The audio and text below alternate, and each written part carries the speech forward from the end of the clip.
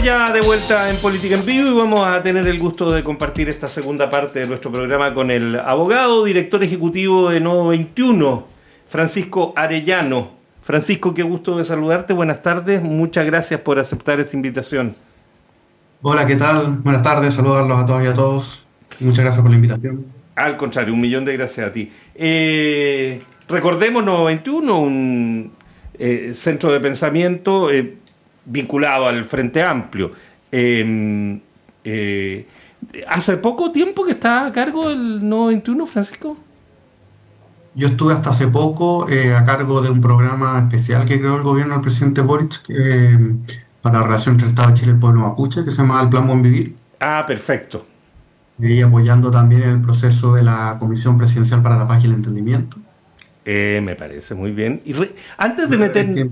Entregamos esas recomendaciones, yo salí y retomé trabajo en esta fundación que tiene ya varios más años. de 10 años. Sí, tiene mucho tiempo y mucho recorrido. Pero, Francisco, déjame aprovechar tu experiencia con la comisión. ¿Has tenido noción de cómo va? ¿Se está aplicando algo que se está llevando adelante y avanzar un poquitito en las recomendaciones, o quedó como otras iniciativas que se ven muy bien y que de pronto nunca más se habla de ellas? No, yo tengo la buena noticia y la expectativa también de que esto está avanzando, a diferencia de esas otras experiencias que más bien han quedado archivadas en un cajón.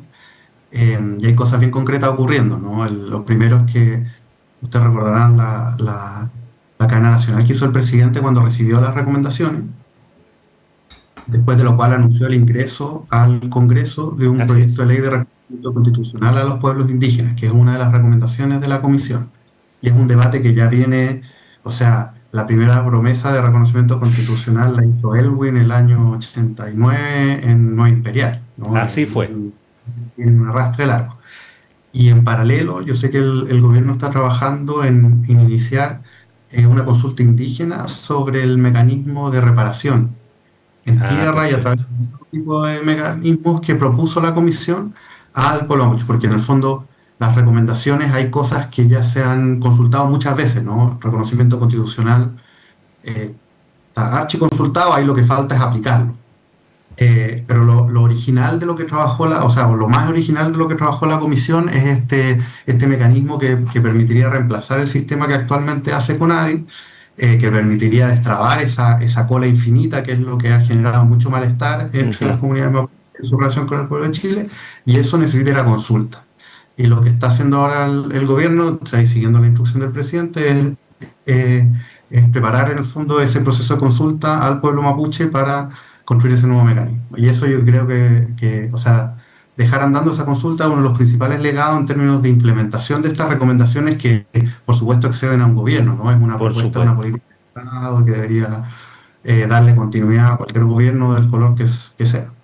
Francisco, ya, pues volviendo al Frente Amplio en particular, te quería preguntar, a ver, decirlo de esta manera, ¿cómo está el Frente Amplio en términos de su continuidad como un proyecto atractivo para ofrecer una voluntad de cambio, una izquierda, lo que era la promesa, ¿no? Una izquierda distinta, muy anclada en un tiempo nuevo, con una visión democrática intachable, etcétera?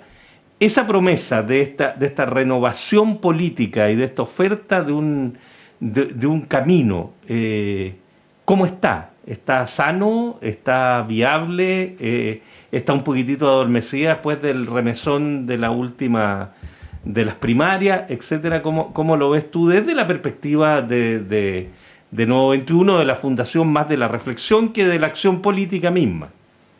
Claro. Mira, yo primero creo que lo primerísimo es que está ocurriendo, ¿no? O sea, este gobierno sigue funcionando, hay varias promesas que para nosotros son centrales y que esperamos que se terminen de realizar de aquí al 11 de marzo. En esas hay algunas muy emblemáticas, como el proyecto del FES, que incluye la propuesta de condonación del CAE, cuando el nuevo sistema de financiamiento de la educación superior. Eso se está tramitando en el Congreso en este momento, y es una de las prioridades del gobierno. Lo mismo el Sistema Nacional de Cuidado, que son banderas como muy importantes de los elementos que el propio Frente Amplio ha puesto sobre la mesa. y que en el fondo, como bien ha dicho el presidente, esto no se acaba hasta que se acaba, hay que trabajar hasta el 11 de marzo y nosotros esperamos que esas cosas se cumplan porque son de los compromisos importantes que nosotros hemos contraído con la ciudadanía. Junto con eso, yo creo que bueno, ya han habido de sobra análisis y también ciertos balances y autocríticas del propio Frente Amplio de lo que fue la primaria. Yo creo que nos costó como encontrar un tono, pero creo que hay elementos muy importantes que vienen de la experiencia de gobierno y que se articularon al principio en la campaña de Gonzalo Vinter, y que yo creo que es de los elementos que Frente Amplio hoy pone sobre la mesa como un elemento distintivo como proyecto de nueva izquierda, ¿no? Que tiene que ver con la idea de una vía chilena al desarrollo. Eh, de hecho, el discurso inaugural de Gonzalo cuando asume su candidatura tenía ese foco, y que tiene mucho que ver con proponerse un horizonte de transformación más a largo plazo, nutrido también de nuestra propia experiencia del paso por el Estado, de entender bien cómo funciona la máquina, pero también de los horizontes y las posibilidades de transformarlo, ¿no? Y de abrir un nuevo ciclo de desarrollo y crecimiento que involucre otro rol del Estado en la economía, que involucre una mayor participación de la ciudadanía en la toma de decisiones y una mayor repartición de la riqueza. Ujú.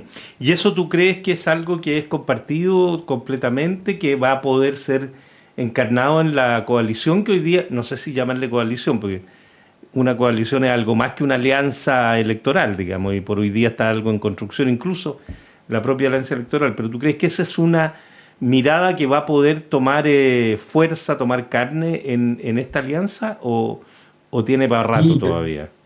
o sea, bueno, la política tiene la gracia de que las cosas están abiertas y en juego, ¿no? Entonces, en ese deporte, digamos, yo creo que hay un proceso, hay una búsqueda, ¿no? Uno ve varias de estos proyectos de ley que han salido en el último tiempo, algunos parlamentarios socialistas de eh, terminar con la UEF, terminar con los 11 años de la indemnización por año de servicio. Que si uno lo piensa desde la persona que está pagando arriendo en UEF, dice al tiro, ¿dónde firmo? ¿No? Pero que no expresan un proyecto más de conjunto. Yo siento que eso muestra un déficit en términos de articulación de un proyecto en el campo del progresismo, de la izquierda.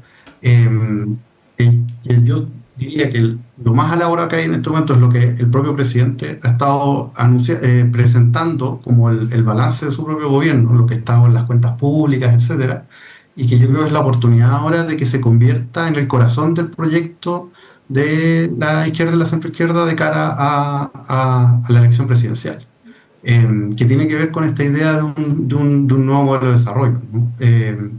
Y ahí yo siento que lo que nosotros hemos estado contribuyendo como Frente Amplio es ayudar a abrir el horizonte de lo que es posible en términos de ese proyecto. Yo creo que hay, por ejemplo, experiencias como lo que es la Estrategia Nacional del Litio, van en esa dirección, que implican reponer el rol del Estado en la economía, en unos términos en los cuales en los últimos 30 años más bien había estado vetado, Ujú. y que muestran las experiencias internacionales desde una perspectiva no heterodoxa, ¿no? En el fondo, las posibilidades de abrir ciclos de desarrollo para países que están, como en el momento que tiene Chile en este momento, pasan por construir alianzas público-privadas que sean audaces, que tengan una mirada abierta respecto de los roles de lo público y lo privado, que apuesten a engancharse con los cambios que están ocurriendo en la economía global, eh, y que además vaya de la mano con lo que yo creo que ha sido siempre el motor inicial del Frente Amplio y que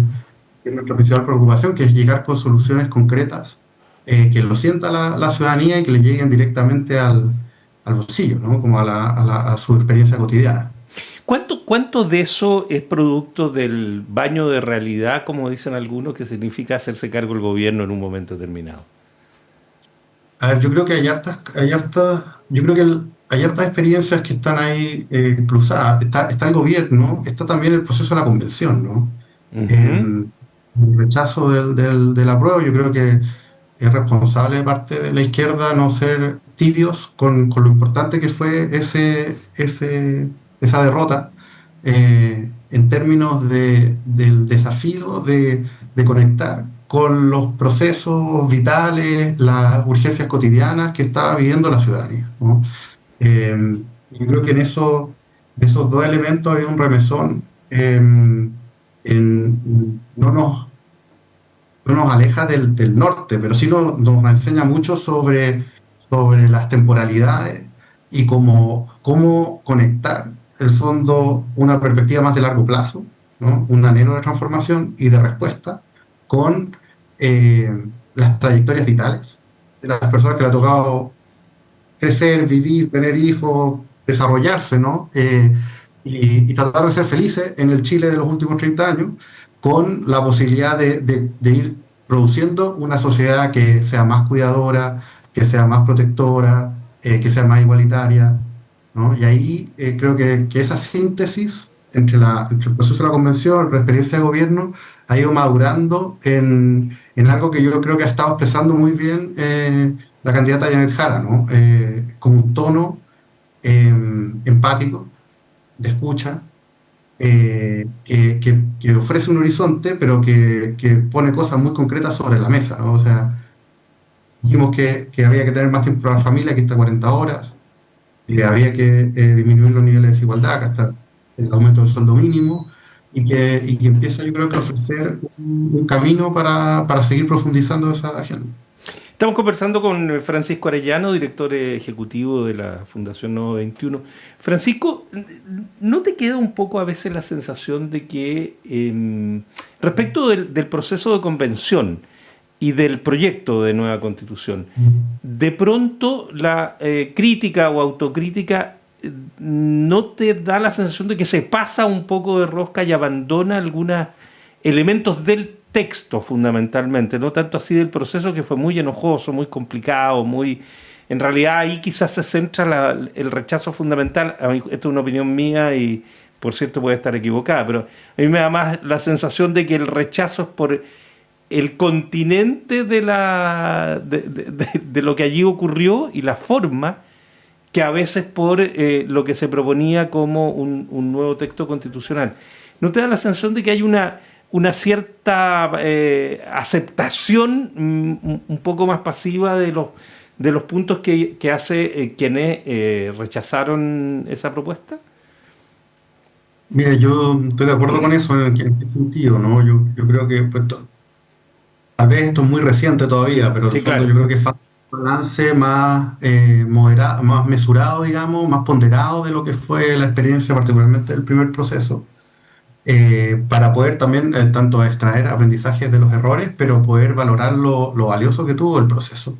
Y lo cierto es que hay una historia que no se ha contado mucho de miles de chilenos y chilenas que contribuyeron, se acercaron a contribuir al proceso de la convención, a tratar de encontrar solución a las decenas de problemas y dolores que aquejan a distintos sectores de la ciudadanía. Yo no sé, para darte un ejemplo, el tema del derecho a la alimentación. O sea, la Universidad de Chile armó un grupo interdisciplinario de varias facultades para que armara una propuesta, la Católica hizo otro, agrupaciones de campesinos hicieron otra cosa, movimientos sociales, todos esos armaron sus propuestas de varias páginas, se acercaron a los constituyentes, armaron una propuesta, y eso fue decantando hasta que quedó. Hay un artículo por ahí que dice derecho a la alimentación, que es una línea, pero cada palabra que Claro. está contenida en eso es fruto de decenas de propuestas y de acercamientos de gente que concurrió con una voluntad muy constructiva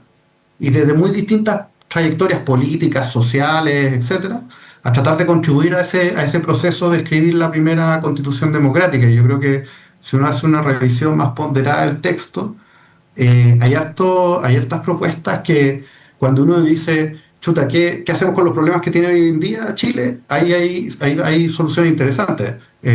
Por ejemplo, no sé, el problema de la crisis hídrica, ¿no? La Constitución del 22 proponía un sistema de gobernanza basado en las cuencas hídricas, Ujú. que es como lo más sensato en términos de si uno mira experiencia internacional, etcétera, porque permite mirar el conjunto de la fuente hidrológica y no solo cada afluente.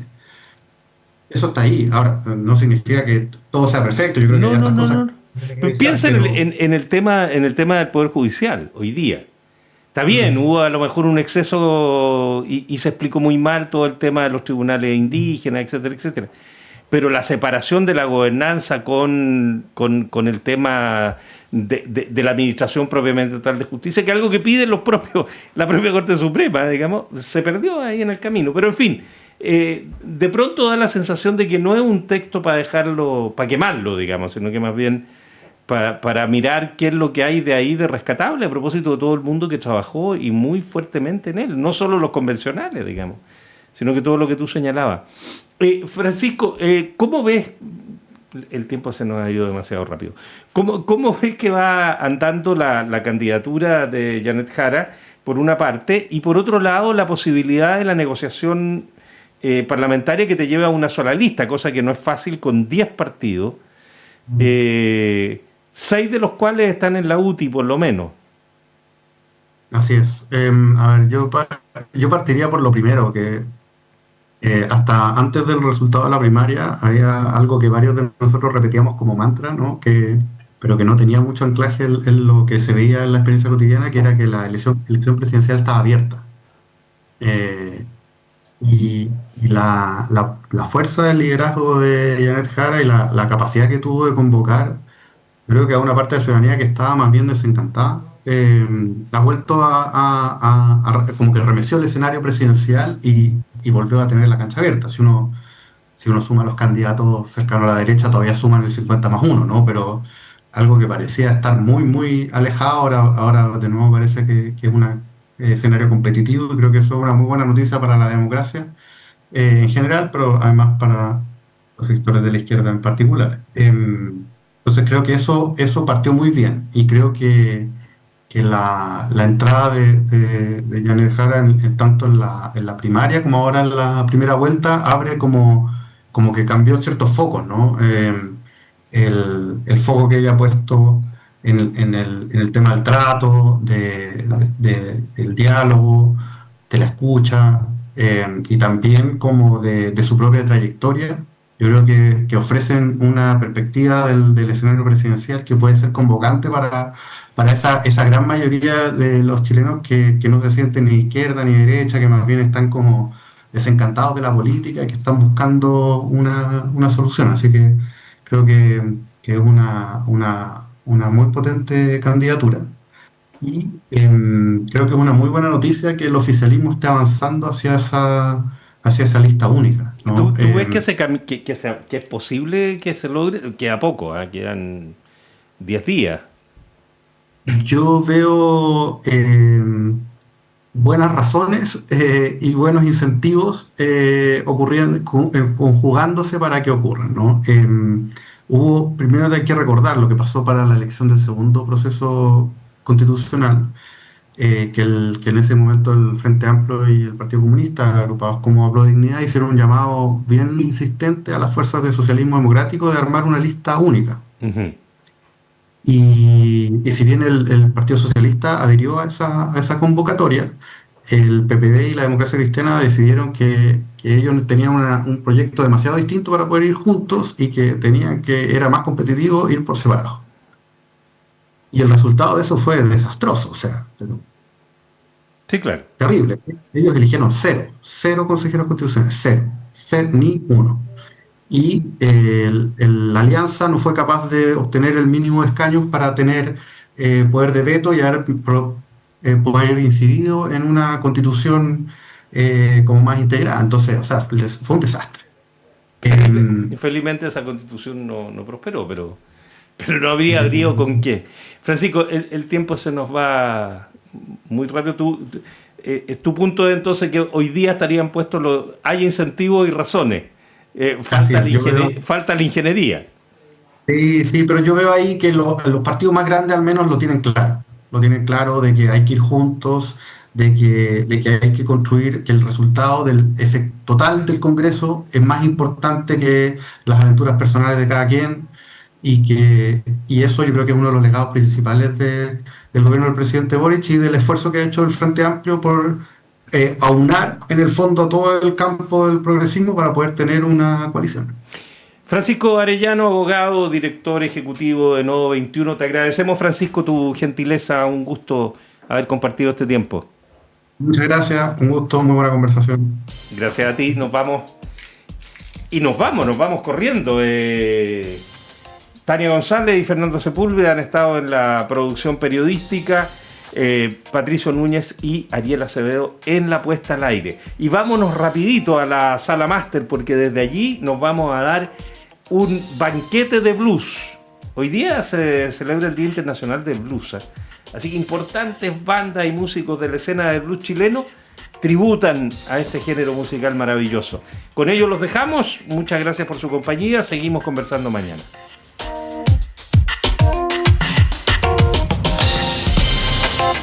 El Departamento de Prensa de Radio Universidad de Chile presentó Política en Vivo. Un análisis de la realidad nacional con panelistas e invitados.